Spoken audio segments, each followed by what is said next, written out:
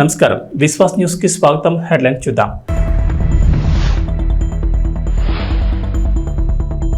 TTD chairman పదవిపై కసరత్తు, senior కి అవకాశం ఇవ్వాలని చంద్రబాబు నిర్ణయం.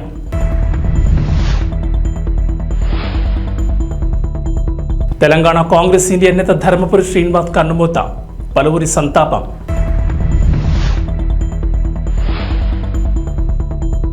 వైసీపీకి నటుడు అలీ రాజీనామా, ఇకపై రాజకీయాలకు దూరంగా ఉంటానని ప్రకటన.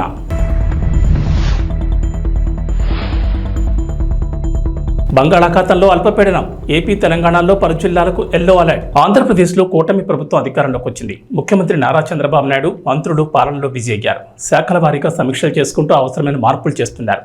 కొత్త ప్రభుత్వం అధికారంలోకి రావడంతో నామినేటెడ్ పోస్టులపై తెలుగు తమ్ముళ్లు, జన సైనికులు, బీజేపీ నేతలు ఆశలు పెట్టుకున్నారు. అయితే త్వరలోనే నామినేటెడ్ పోస్టులు భర్తీ చేస్తామని స్వయంగా చంద్రబాబు, టీడీపీ నేతలు కార్యకర్తల సమావేశంలో క్లారిటీ ఇచ్చారు. పార్టీ కోసం కష్టపడిన వారికే పదవులు ఇస్తామని ఇప్పటికే కసరత్తు చేస్తున్నట్లు తెలుస్తోంది. ఇదిలా ఉంటే టీటీడీ చైర్మన్ పదవిపై మరోసారి చర్చ మొదలైంది. ఈసారి టీడీపీ సీనియర్ నేత, చంద్రబాబు స్నేహితుడిగా పేరున్న నేతకిస్తారని చర్చ మొదలైంది. టీటీడీ చైర్మన్ పదవిపై దాదాపుగా క్లారిటీ వచ్చేసిందని పార్టీ సీనియర్ నేత అశోక్ గజపతిరాజుకు ఖాయమని సోషల్ మీడియాలో చర్చ జరుగుతోంది. అయితే ఆ పదవికి హుందాతనం పెరుగుతుందని, అలాగే ఆయనకు పలు ఆలయాలకు ధర్మకర్తగా కూడా ఉన్నారు. ఆ అనుభవం కూడా కలిసి వస్తుందని భావిస్తున్నారట. అందుకే ఆయన వైపు మొగ్గు చూపారని చెప్తున్నారు. ఆయన పేరు దాదాపుగా ఖరారైందని సోషల్ మీడియాలో టాక్ నడుస్తోంది. అంతేకాదు, అశోక్ గజపతిరాజు పేరు తెరపైకి రాగానే తెలుగు తమ్ముడు కూడా ఆయనైతేనే బాగుంటుందనే అభిప్రాయాలను వ్యక్తం చేస్తున్నారు. మాజీ మంత్రి, సీనియర్ రాజకీయ నేత ధర్మపురి శ్రీనివాస్ కన్నుమూశారు. కొంతకాలంగా అనారోగ్య సమస్యలతో బాధపడుతున్న ఆయన హైదరాబాద్లోని తన నివాసంలో తెల్లవారుజామున 3 గంటల సమయంలో గుండెపోటుతో తుది శ్వాస విడిచారు. డి శ్రీనివాస్ ఉమ్మడి ఆంధ్రప్రదేశ్లో మంత్రిగా, ఎంపీగా, పీసీసీ చీఫ్గా పనిచేశారు. డి శ్రీనివాస్ మరణంపై తెలంగాణ ముఖ్యమంత్రి రేవంత్ రెడ్డి, కాంగ్రెస్ నేతలు సంతాపం తెలిపారు. డిఎస్ 1948 సెప్టెంబర్ 27 జన్మించారు. ఆయన నిజాం కాలేజీలో డిగ్రీ పూర్తి చేశారు. విద్యార్థి సంఘం నాయకుడిగా రాజకీయాల్లోకి వచ్చారు. ఎస్ఎస్యుఐ యువజన కాంగ్రెస్లో పనిచేశారు. 1989లో కాంగ్రెస్ పార్టీ నుంచి నిజామాబాద్ అర్బన్ నియోజకవర్గం నుంచి తొలిసారి అసెంబ్లీకి ఎన్నికయ్యారు. ఆ తర్వాత 1999, 2004లో ఎమ్మెల్యేగా గెలిచారు. 1998లో ఉమ్మడి ఏపీ పీసీసీ అధ్యక్షుడిగా సేవలందించారు. సోనియా గాంధీకి విధేయునిగా గుర్తింపు తెచ్చుకున్నారు. ప్రణబ్ ముఖర్జీ తదితర సీనియర్ నేతలతో సన్నిహిత సంబంధాలున్నాయి. జైపాల్ రెడ్డి, కాసు బ్రహ్మానందరెడ్డి, కోట్ల విజయభాస్కర్ రెడ్డి, మర్రి చెన్నారెడ్డి, నేదురుమల్లి జనార్దన్ రెడ్డితో మంచి సంబంధాలు కొనసాగించారు. ఉమ్మడి ఆంధ్రప్రదేశ్లో 2004, 2009లో పార్టీ అధికారంలో ఉన్నప్పుడు డిఎస్ మంత్రిగా పనిచేశారు. అలాగే పీసీసీ అధ్యక్షుడిగా అవకాశం దక్కింది. 2013 నుంచి 2015 శాసనమండలి సభ్యునిగా కొనసాగారు.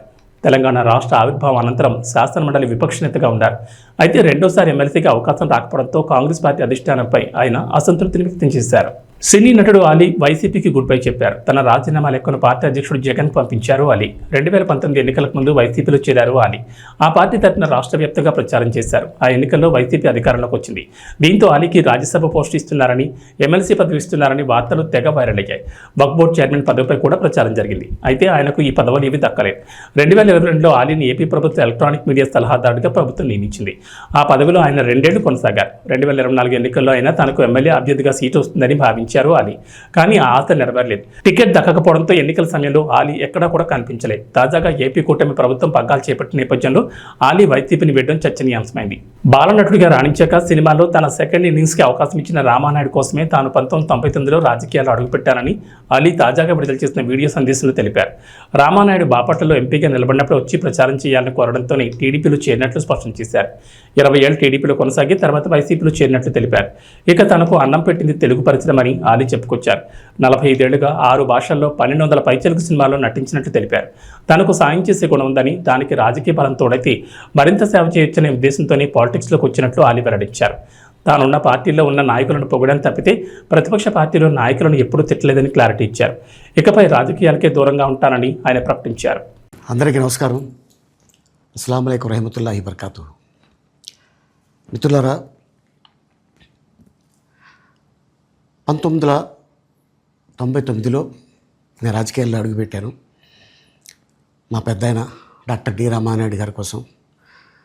ఎందుకంటే నేను చైల్డ్ ఆర్టిస్ట్ తర్వాత నేను మళ్ళీ ఒక వయసు వచ్చిన తర్వాత నాకు అద్భుతమైన అవకాశం ఇచ్చి ప్రేమ ఖైదీ అనే సినిమాతోటి మళ్ళీ నా కెరీర్ స్టార్ట్ అయింది చైల్డ్ ఆర్టిస్ట్ తర్వాత.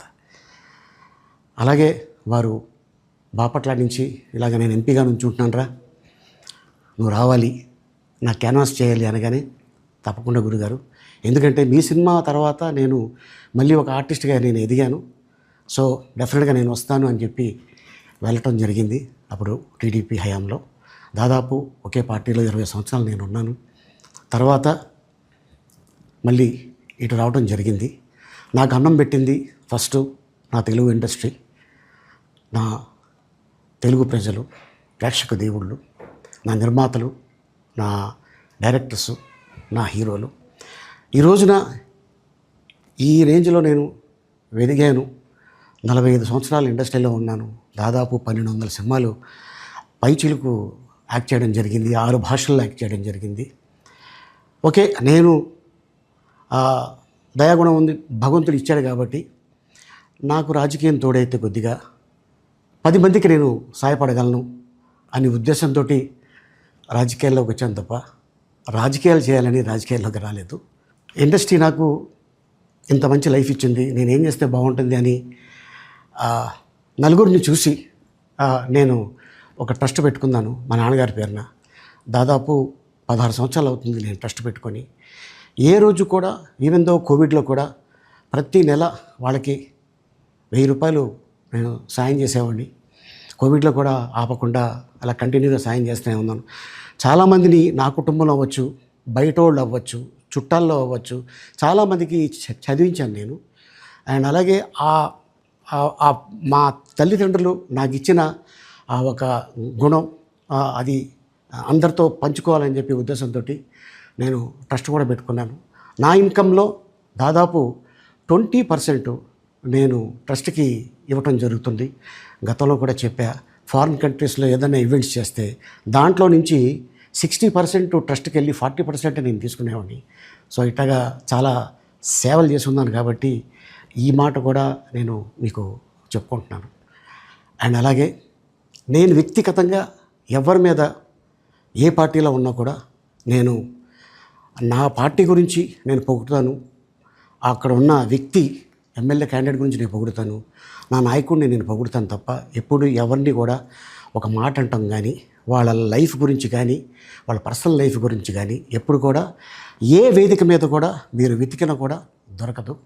అండ్ అలాగే సో నేను ఈ రోజున మీ ముందుకి రావడానికి కారణం ఏంటంటే నేను ఏ పార్టీ మనిషిని కాదు, ఏ పార్టీ సపోర్టర్ని కాదు. ఐఎమ్ జస్ట్ కామన్ మ్యాన్గానే ఉండి ఇక నా సినిమాలు, నా షూటింగ్లు నేను చేసుకుందామని చెప్పేసి అనుకుంటున్నాను. That's it. ఈ మాట చెప్పడానికే నేను మీ ముందుకు వచ్చాను. సో నేను ప్రతి 5 సంవత్సరాలకు ఒకసారి ఎలక్షన్లో మీరు వెళ్ళి ఎలా ఓటేస్తారో నేను కూడా ఒక కామన్ మ్యాన్గా వెళ్ళి ఓటేసేస్తాను. సో రాజకీయాలకి స్వస్తి, గుడ్ బై, థ్యాంక్ యూ. ఆంధ్రప్రదేశ్లో ఏర్పాటైన కొత్త ప్రభుత్వం ఎన్నికల హామీలను నెరవేర్చే పనిలో ఉంది. ముఖ్యమంత్రిగా బాధ్యతలు చేపట్టిన నారా చంద్రబాబు నాయుడు హామీలకు సంబంధించి మొత్తం 5 సంతకాలు చేశారు. Mega DSC, land titling act రద్దు, పింఛన్ల పెంపు, అన్నా క్యాంటీన్ల ఏర్పాటు, నైపుణ్య గణన ఫైల్స్పై సంతకాలు చేశారు. అయితే ఇచ్చిన మాట ప్రకారం రాష్ట్ర వ్యాప్తంగా నైపుణ్య గణన చేపట్టేందుకు సిద్ధమైంది. రాష్ట్ర వ్యాప్తంగా ఇంటింటికి వెళ్లి నైపుణ్య గణన చేసేందుకు కసరత్తు చేస్తోంది ప్రభుత్వం. దేశంలోనే తొలిసారి ఆంధ్రప్రదేశ్లో నైపుణ్య గణన చేపడుతున్నారు. ఈ ప్రక్రియలో భాగంగా నిరుద్యోగులు ఏం చదువుకున్నారు, ఏ పని చేస్తున్నారు, వారి నైపుణ్యాలేంటి వంటి వివరాలు నమోదు చేస్తారు. ఒకవేళ ఎవరైనా తక్కువ ఆదాయం పొందుతుంటే వారి ఆదాయాన్ని పెంచే దిశగా అవసరమైన శిక్షణ ఇస్తారు. ఈ నైపుణ్య గణనను గ్రామ, వార్డు సచివాలయాల ఉద్యోగుల ద్వారా చేయించిపోతున్నారు. అలాగే ఈ సర్వేను ఆన్లైన్లో చేయాలని ప్రభుత్వం ఆలోచన చేస్తోంది. స్కిల్ సెన్సెస్ ద్వారా సేకరించిన వివరాలను ఆధార్తో అనుసంధానం చేస్తారు. ఈ నైపుణ్య గణన కోసం ఒక ప్రత్యేక యాప్ రూపొందించాలని భావిస్తున్నారు. ఆంధ్రప్రదేశ్ తెలుగుదేశం పార్టీ అధ్యక్షుడిగా గాజువాక ఎమ్మెల్యే పల్లా శ్రీనివాసరావు బాధ్యతలు స్వీకరించారు. మంగళవారం పార్టీ కార్యాలయంలో కార్యక్రమం జరగా ఆయనకు పార్టీ నేతలు, కార్యకర్తలు అభినందనలు తెలిపారు. విద్యాశాఖ మంత్రి, టీడీపీ జాతీయ ప్రధాన కార్యదర్శి లోకేష్ పల్లాను పార్టీ అధ్యక్ష స్థానంలో కూర్చోబెట్టారు. పార్టీ బాధ్యతలు స్వీకరించిన పల్లా శ్రీనివాస్ తెలుగు తమ్ముళ్లకు శుభవార్త చెప్పారు. టీడీపీ కార్యకర్తలపై గత వైఎస్ఆర్సీపీ ప్రభుత్వం పెట్టిన అక్రమ కేసుల్ని 3 నెలల్లో తొలగించేందుకు కృషి చేస్తారని హామీ ఇచ్చారు. అలాగే కోర్టుల పరిధిలో ఉన్న రాజకీయ ప్రేరేపిత కేసుల్ని ఏడాదిలోగా తొలగించేలా చూస్తారన్నారు. తెలుగుదేశం పార్టీకి, ప్రభుత్వానికి సంధానకర్తగా వ్యవహరిస్తూ కార్యకర్తల సంక్షేమ లక్ష్యంగా పనిచేస్తారన్నారు. ఏ సమస్య వచ్చినా పార్టీ కార్యాలయానికి రావాలని నేతలు, కార్యకర్తలకు సూచించారు. ఆంధ్రప్రదేశ్ ముఖ్యమంత్రి నారా చంద్రబాబు నాయుడు ఎప్పుడు సీరియస్గా కనిపిస్తూ ఉంటారు. ఆయన నవ్వే సందర్భాలు తక్కువగానే ఉంటాయి. అలాంటిది చంద్రబాబు పడిపడి నవ్వారు. ఓ వీడియోను చూసి నవ్వును ఆపుకోలేకపోయారు. ఈ వీడియో సోషల్ మీడియాలో వైరల్ అవుతోంది. అబ్బా, చంద్రబాబు ఎన్నాళ్ళకు నవ్వారు అంటూ తెలుగు తమ్ముడు చర్చించుకున్నారు.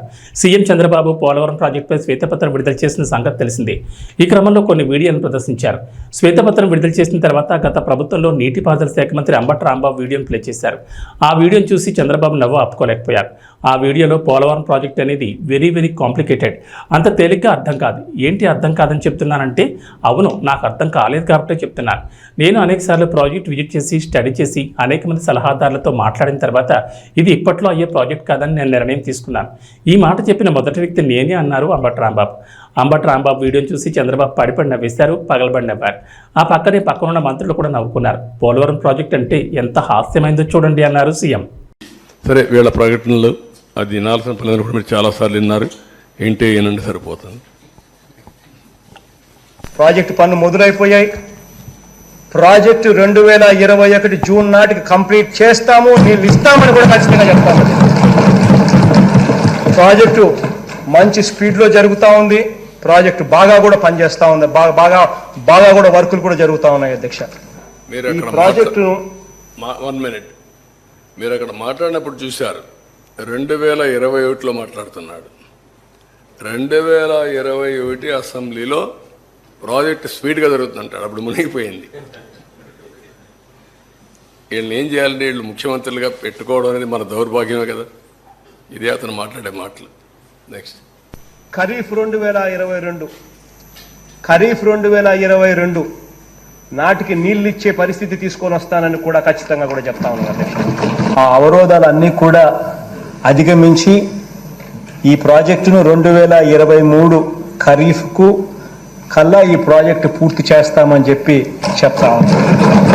సో ఇవన్నీ కూడా అధిగమించి ఇప్పుడు దేవుని దయ వల్ల కొంచెం గాడిలో పడింది. 2025 ఖరీఫ్ కల్లా ఖచ్చితంగా గోదావరి పోలవరం ప్రాజెక్టు పూర్తి చేసి నీళ్లు కూడా పెట్టే పరిస్థితి వస్తుంది.